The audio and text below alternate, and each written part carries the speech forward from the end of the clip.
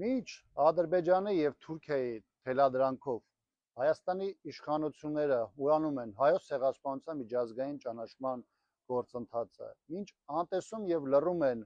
80-ականների վերջին, 90-ականների սկզբերին եւ հատկապես 2023 թվականին հայի նկատմամբ Ադրբեջանի դրսևորած ցեղասպանության վարքագիծը, հաստատի Բաքվում մարտի 31-ը հռչակում են որպես ցեղասպանության օր, դրանում բնականաբար մեղադրելով հայերին այդ արարքը գործելու եւ ադրբեջանցիների նկատմամբ ցեղասպանություն գործելու մեջ։ Հաստատի Հայաստանի իշխանությունները, որոնք հետևողականորեն փորձում են հայ ժողովրդին համոզել, թե իրենք խաղաղության շուրջ պայմանավորություն են ձեռք բերել ադրբեջանցիների հետ, Ադրբեջանը հերթական հակահայ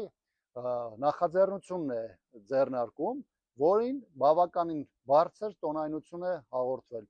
Ահա այսպիսին է ադրբեջանցիների պատկերացումը հայերի հետ խաղաղության եւ բարի դրացիական հարաբերություններ